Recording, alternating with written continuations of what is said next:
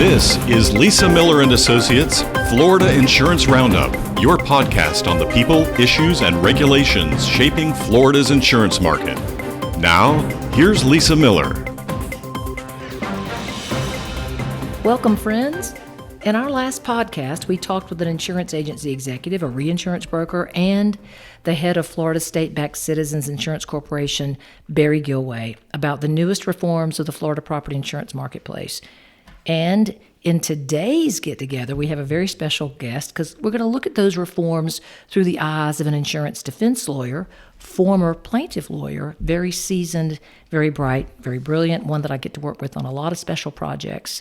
And I think that the reforms from the Florida Legislature in December 2022, they were great. They were comprehensive. You heard the word historic. And they actually built on what we did in May of 2022. The legislature was very forward-leaning, trying to do what they can to try to get these rates, if I say down, or shall we say stop some of the increases. All these reforms were designed to try to attack these rate increases. You know, the reinsurance rates are what's driving a lot of this.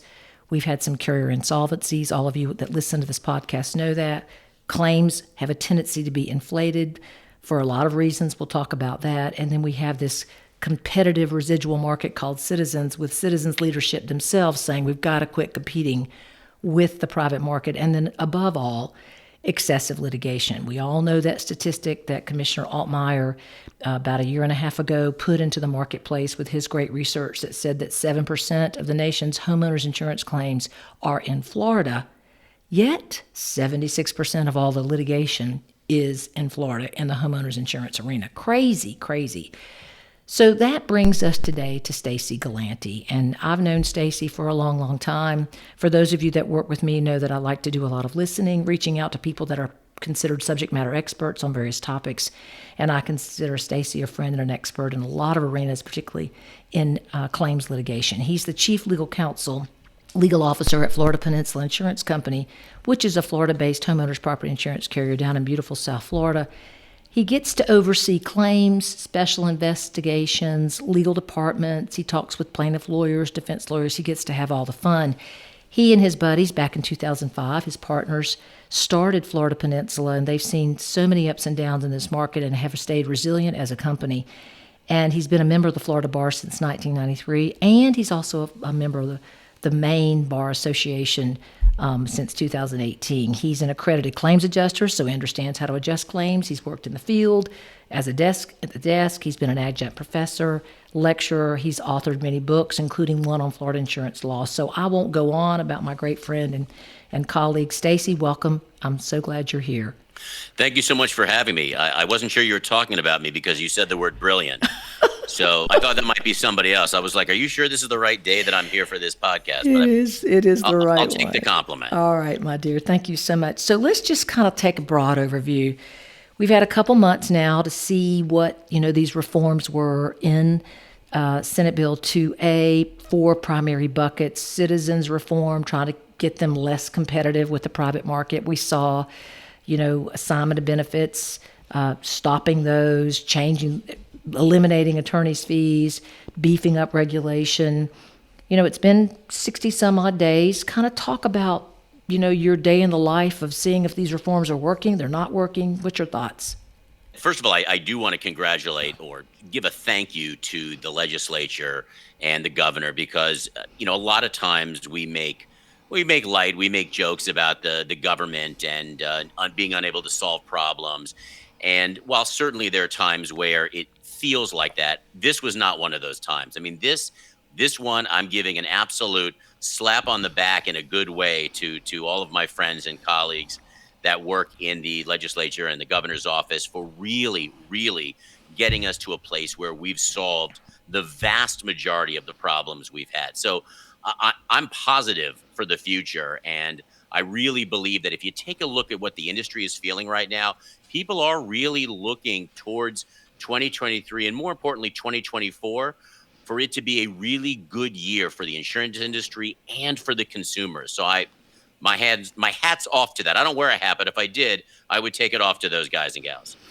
So let's talk about the consumer side of this, because a lot of times in the debate during the session when these bills were being discussed, you would hear those saying this is taking away the rights of consumers. This is awful for consumers.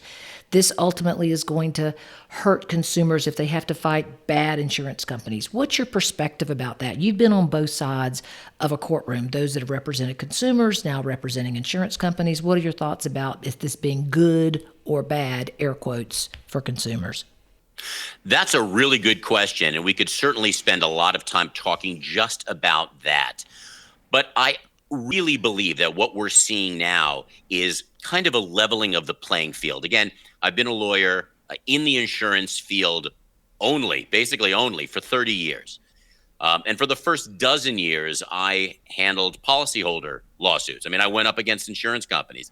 And so even though I'm chief legal officer of an insurance company and I'm a co-founder and all those things that you made me sound like I'm actually a respectable member of society, which, again, it remains to be seen. Depends on who you ask. I was, as a policyholder lawyer, and I still feel in some way in my heart that I'm a policyholder lawyer. And when we started Florida Peninsula, we said, if we're going to do this, we're going to make sure that we put the policyholder first, not empty words, but the tie is always going to go to the runner. It's always going to go to that individual or that small business, whoever it is that's seeking funds. So to be honest with you, I think the problem that we've always had is that we've had a one-way attorney's fees provision, and the incentives that it brought on, even though the idea is understandable. Insurance companies, look, they didn't pay my clients sometimes. And, every now and then it was actually a legitimate lawsuit.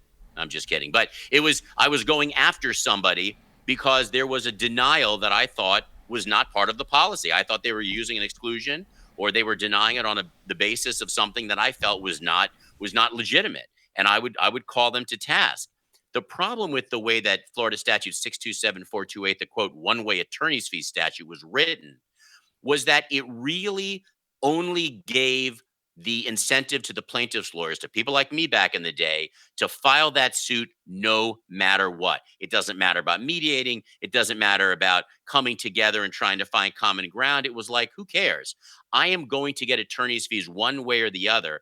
And just for filing, it's going to cost several $1,000s to the company. And that's going to be money in my pocket. And so while obviously I certainly believed in what I was doing for the policyholders, I knew it was paying my car payment. I knew it was paying my mortgage. And when those incentives get too big and they get abused like they have been over the last, especially 5 or 8 years, you have to do something about it to level the playing field. So to be honest with you, although I was a policyholder lawyer for many years, for over a dozen years, and I had jury trials, I really believe that what the legislature did recently was to level that and make it more fair for both sides and take out some of those perverse incentives. That brings up my next question. I've been talking with public adjusters and plaintiff lawyers and defense lawyers. I love to kind of engage insurance agents, all stakeholders. So I've been asking those as much as I can about what do they think about this particular provision of Senate Bill 2A. And I said this to one of them and got kind of an interesting reaction. I said, in the old days, the insurance company would have to pay for the engineer or other expert to come to the table to discuss the claim, actually pay for it for themselves, including in some instances, the consumer would have to figure out, how they were going to pay for the experts, the battle of the experts you've heard in the courtroom. Now it's very clear that the insurance companies will hire their experts, the consumer will pay for their experts, but I still think the expense that the consumer will face in litigation will be less expensive than the 30 to 35% they'd have to pay a lawyer. Am I thinking about that right, Stacey? I think that's true. There are some provisions where the court at the end of a case, no matter what, can tax costs. So it depends on what the courts find as a taxable cost. But to be honest with you, I think that in this particular instance, you have to step back and say, do you really need an expert? Mm-hmm. In 99% of these files, you don't need to hire an engineer. I mean, we almost never hire an engineer unless you're trying to find out what the cause of, say, roof damage was. Was it wind? Was it mechanical damage? Was it hail? Then maybe you need an engineer to come up with that type of distinction as to where the damage came from, what was the physical mechanism that caused it. But otherwise, you don't really need that. If you have a windstorm blow through, and most of these are, I think you should repair it and you think you should replace the roof, you get a roofer. The roofer doesn't charge the customer anything. They come out, they're an expert in certain regards. They know what the price is going to be. They can discuss the various building codes and ordinances that they're familiar with.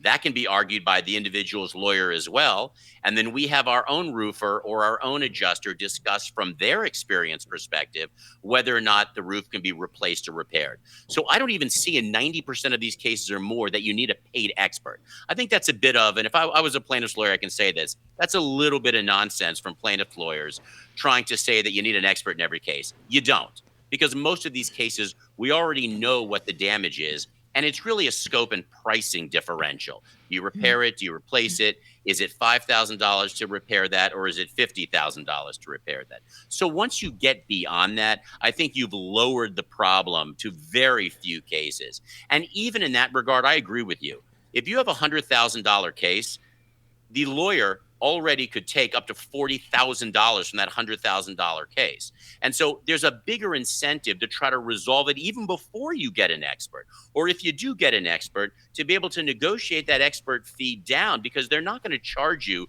the full amount. They haven't gone to a deposition. They haven't gone to court. They've taken a look at a couple of various things, and there's a few hours involved in that. I don't think that the barrier to entry for that is going to be as big as some can say that it's going to be. I just disagree. So that leads us into alternative dispute resolution. You know, just think about in the old days, I'm 63 years old, been in this process 30, 35 years. You know, it seems like now people are thinking about ways to stay out of the courtroom. It's, you know, they're kind of figuring that out. Insurance companies are trying to move folks in that direction. Everybody wins. And you saw in one of the bills, particularly Senate Bill 2A, the December bill, that it will allow companies to move in the direction of mandatory arbitration. You saw Citizens Property Insurance under the leadership of Tim Serio, its new president, who understands the Division of Administrative Hearings, DOA, as it's called, and a lot of citizens' alternative disputes are moving in that direction versus the courtroom. Give us your perspective about success rate, good for consumers, not good for consumers, to keep these things out of the courtroom, and what you think in your crystal ball it's going to be leading to better outcomes for consumers with these alternatives. Well, I would say 2 points. First, in terms of the citizens' customers, I think with those types of judges from the administrative side are every bit as smart as anybody else who's going to be sitting on the bench and making those decisions. That's number one. And I think number two, even on that side, the thing that we want is we want an end to a dispute. Right? You're fighting with your little brother, your little sister. You go to mom and mom makes a decision. You might not be happy about it, but you got your decision and you can move on. And I think in a lot of ways, Lisa, what we're really looking for is for someone to tell us either way what the answer is. Because if I can go to my board and say, listen, the judge or the jury said something, what are they going to do? That's what the jury or the judge said. We believe that our adjuster was infallible and the jury or the judge found something different. Or you're a plaintiff's lawyer and your policyholder says, they need to pay us every cent. They wasted my time, and they get unrealistic. And until a judge says, or a jury says, this is what the answer is, and then the lawyer can go back to the client, to the policyholder, and say, look, I know you believe that we should have gone to the moon, but this is what the decision was. And so you have that kind of cover, because ultimately what we want is a quick, easy, and inexpensive way to get an answer. You're going to win some, you're going to lose some. And yes, we want people to be made whole, but these are disputed claims, right? The vast majority of claims get paid for by insurance companies. If you owe a little more, somebody sends in, look, the invoice was a little more. I had to stay in a hotel for an extra week, and you get paid on that. It's not a basic deal. You know, there are thousands and thousands of claims that go through the system, and no one ever files an appraisal. No one ever asks for arbitration. No one ever files a lawsuit. It gets resolved and everyone's happy. But in these few cases where there's an issue, whether it's an administrative judge, that's going to be something where they're going to get a quick and thorough resolution. And you're going to have someone who is sitting on the bench, someone who's sworn in, who has experience, who's going to be able to make those decisions. And in the private side, if you decide as a carrier to have the mandatory binding arbitration and you have to give somebody a discount for that, right? It can't be just we're going to force you to do that, because under the Florida Constitution, you have the right to go to court. But if you give somebody in an agreement a reason to go to mandatory binding arbitration, you still have people that are absolutely brilliant. You use that word on me. It's not true. But for these people, they are really, really smart. And a lot of these people have done it for 10, 20, 30 years or more. They've done arbitrations. They've done business cases. They've done insurance cases. And so when the facts are presented to them, they're able to look at it, make a decision within a reasonable time. So within a few months, maybe less, you have a written opinion as to where you stand, as opposed to litigation where it could take years and then there's still appeals after that. We want to get to a place where we can get those answers fast. It's going to keep the premiums down on that side. It's going to give people answers. And I think it's going to be a big problem solver for everybody. Awesome. I couldn't agree with you more. And I'm trying to work with a group of lawyers, both sides, plaintiff and defense, to get them to see that this really is in the right direction, to head in general. If you think about the size of our market, about 7.5 million homeowners insurance policies, that's dwelling, fire, mobile home, the whole 9 yards. I think California's got about 14 million, so that would make sense. And I'm on hearing, and we don't have any empirical data with this, but on average, in a non-storm year, you can estimate about 3 to 5% file claims on average. And if anybody knows any empirical data to support that, I would love to see it. I'm just kind of doing this from experience. And then, of course, we see what happens when we have catastrophes that hit and what claims do. So, and I think what you're trying to drive, and I love it, is that we have to keep marching in this direction, marching in the direction of alternative dispute resolution. Remember, 25 years ago, we didn't call a lawyer right out of the box. I mean, the estimates are that 2 out of every 5 claims are reported by third parties, whether it's a contractor or a lawyer, and we want to get away from that. So can you comment on what you're seeing just with, first notice of loss, some of the trends that you're seeing in the claims arena? Are people willing to negotiate more? Is there more of a conversation? Do our adjusters need additional training to get consumers comfortable with the claims process, which can be intimidating? What suggestions do you have, I guess I'm asking, that can make the claims experience a better one from our standpoint and from the consumer standpoint of their responsibilities? What are your thoughts about that? It's a huge area. And one of the things, and I know other companies have done this as well, we certainly don't have a monopoly on this, so to speak, but we basically 2 years ago hired a director of customer experience, and we started a department called customer experience, not just customer service, but customer experience. What we've done, and what a lot of others in the industry are starting to do, is to look at the entire process from when you buy a policy to when you have a claim, to when you get paid on that claim, to the information that you receive. Can you receive it online? Do you have to wait on hold for 2 hours? We want to make every rub point as smooth as possible. So if there's a rub point, we find it and we smooth it down. And I think that's what you're going to see. You're going to see companies using technology in order to make the entire system better. You're going to see better transparency so that someone can sign on either on an app or on the computer, and they can say, what's the deal with my claim? What's the deal with my policy? When is my next payment due? Do they have the right mortgage company listed? Because for many years, you had to call your agent, and agents are great. I love agents. We sell through 2,500 agents. We don't sell direct. We have no plans to. We love the agent model. There's a tremendous amount of value there. But a lot of people, what happens is once they have a claim, they call the company. And then we have to do a better job, all of us as an industry, of walking people through the process and being transparent. And so when you focus on it, when you do what we've done and have a director of customer experience and you survey your customers and you find out what's wrong, you're able to solve those problems. Because I don't want to sit in an ivory tower and say everything is great. I want to find out what people need from us as a carrier, because like I said, I sat on the other side. I sued carriers and I felt like the carriers were making lots of mistakes. And I said, if I start an insurance company ever when I joined this group and we started this and launched it in 2005, I said, we are going to make sure that we are transparent and we let people know what's going on every step of the way. Even if, Lisa, even if we deny a claim rightfully, they're not going to love that, right? Because they're going to want to get paid no matter what. I paid into this for 10 years and I expect to get paid, right? That's banking. You put money in and you withdraw it. We're not a bank. We're an insurance company. And so our job is to protect the premiums of other people. We can't pay your claim unless it's covered. And so the more that insurance companies, Lisa, are able to be transparent and to sit down with their policyholders and go through everything step by step, I think you're going to see everything better for the consumer and the carriers. Couldn't agree with you more. I just attended the Elevate conference in Utah last week. And of course, this is Verisk, Verisk, for those of you that aren't familiar with it, which has Exactware and the Extreme Event Solutions, formerly called the AIR model, and all their 30, 40 companies under their umbrella.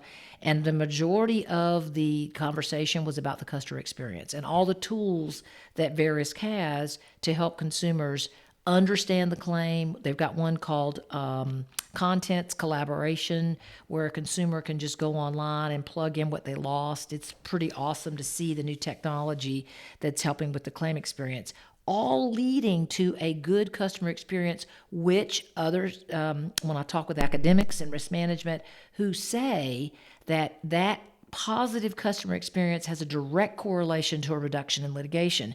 Can you comment? I'm sure you've been in depositions, you've read depositions where you hear the plaintiffs, the customer or the plaintiff lawyer say, well, that adjuster just didn't care. How do our adjusters and companies, what's the number one thing you would recommend for them to show they care? I'm going to put you on the spot here. What is that, Stacey, to try to reduce the propensity for litigation?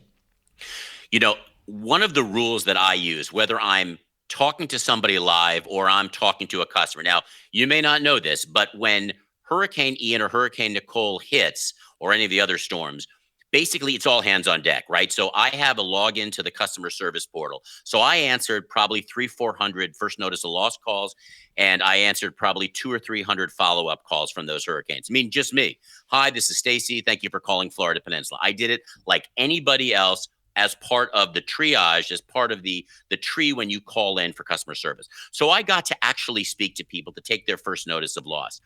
And here's what I do. Here's my rule. Whenever I pick up the phone, just when I'm picking up the phone, I say to myself, pretend that the CEO of my company, Paul Atkins, said to me, listen, the person you're about to speak to is a really good friend of mine or it's a relative of mine. Can you take good care of them? That doesn't mean I pay $1 more than I should pay. It doesn't mean I agree to cover them for, dinosaur damage when there's an exclusion for damage caused by dinosaurs. I'm not going outside because it's a friend of the CEO's. But you know what I am doing? I'm paying attention. I'm being polite because in the back of my mind, I know this person is going to tell Paul how I treated them. And if I don't, I'm going to get taken out to the woodshed. And I do not want that, especially with my CEO, because, he used to box. So here's the deal. What I say is, and I look right at that telephone and I say, you know what?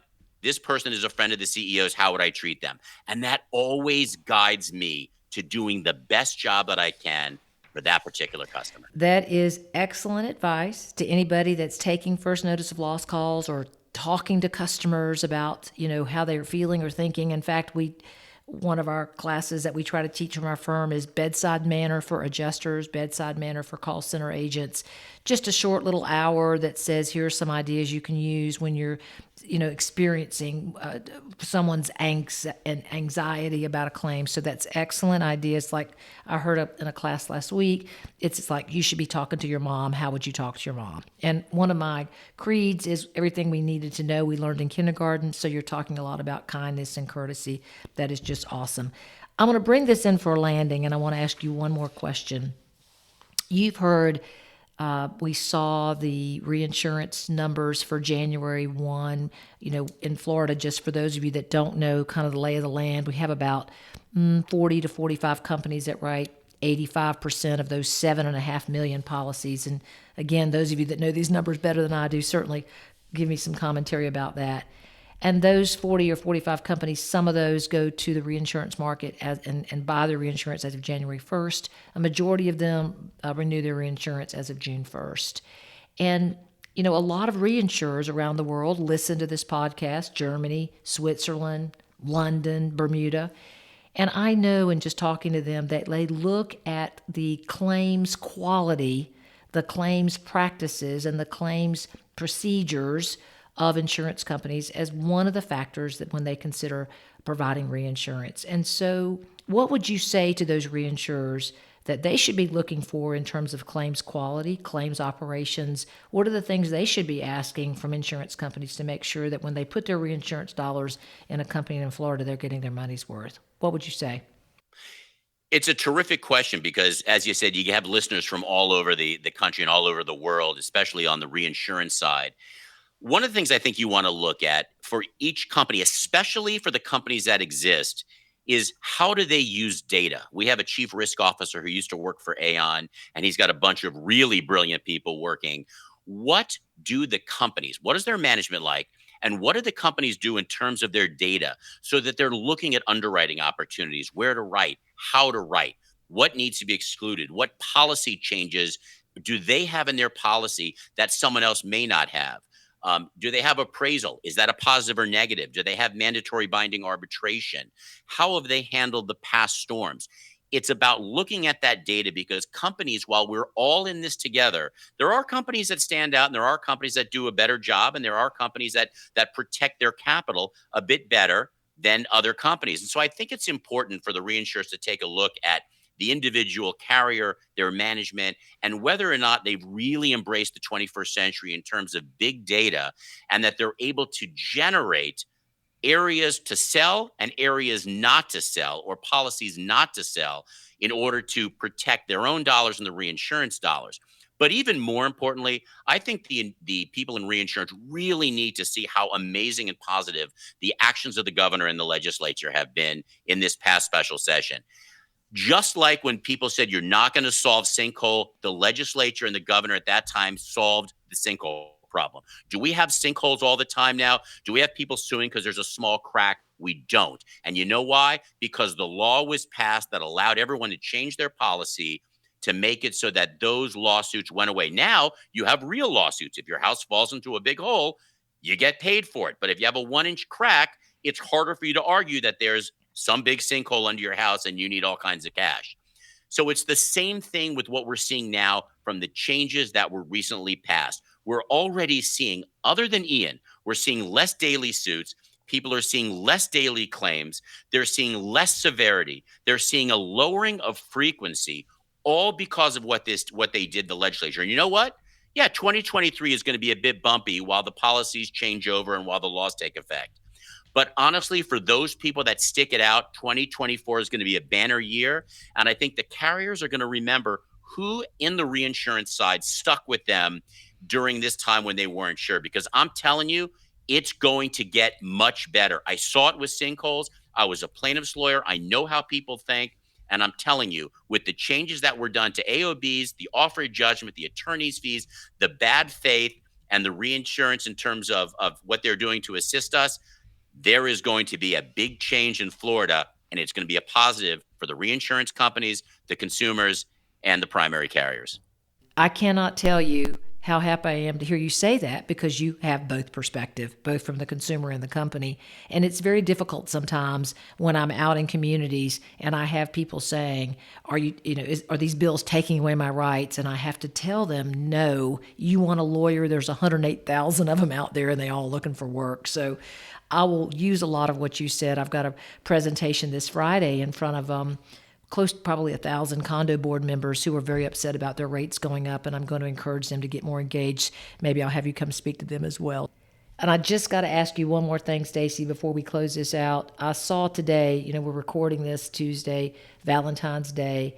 About 12:30, the governor held a press conference prior to it, and the headline of his press release is that Governor Ron DeSantis announces comprehensive lawsuit reforms to protect Floridians from predatory billboard attorneys.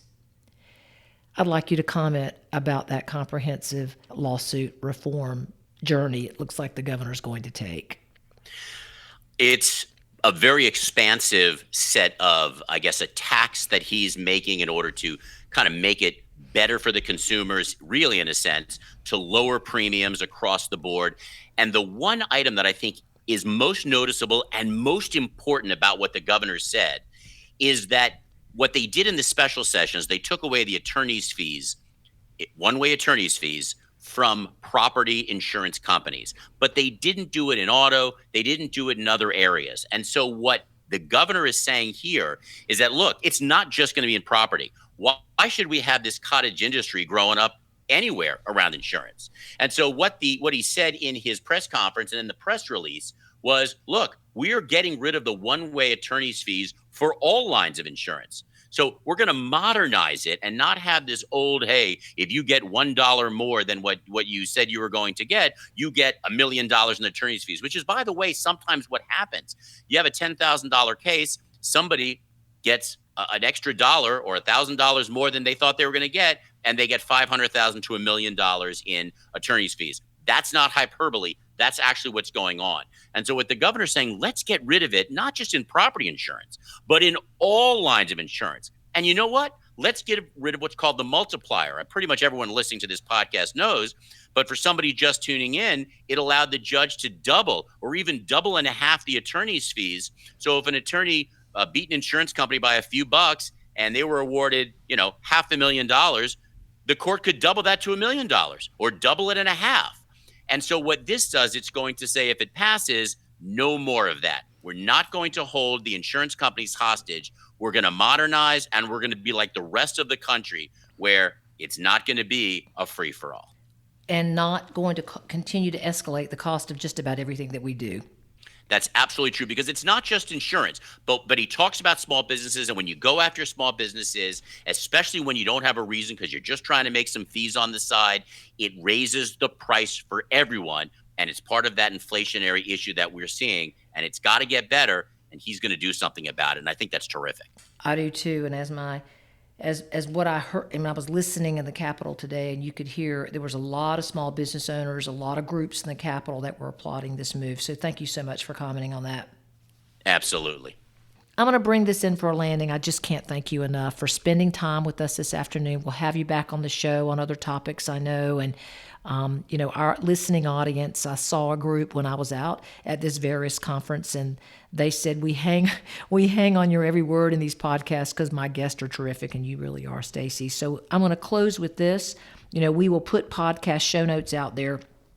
And the various things we've talked about, the article about citizens using Division of Administrative Hearings and, any other little pieces and parts that may help you do your job. We'll put those out for you to use. And as kind of a summary of this conversation. And, what I love to say is we take notes so you don't have to. And we want you to like this podcast and share it with your colleagues and get it out among, the various social media platforms and other channels. And I want to hear from you. We take a lot of time and effort in putting these podcasts together, and we want to know what your experience is with rising rates, insurance claims, litigation that drives you crazy, litigation you think you're owed money, whatever. We're happy to engage with you. So you can call us or leave a comment at 850-388-8002. That's 850-388-8002. Or you can send it an email, Lisa Miller at Lisa Miller Associates with an S on the end.com. So that's a wrap for this Roundup edition. And Stacey, thank you for being a part of it. And we will see you on the trail. We have a tremendous passion for policy and client success here at Lisa Miller Associates. And we want you to do well. And are here, we've always got your back. Until next time, stay safe. This has been Lisa Miller and Associates Florida Insurance Roundup, your podcast on the people, issues, and regulations shaping Florida's insurance market. For more information on today's program, please visit us on the web at www.lisamillerassociates.com.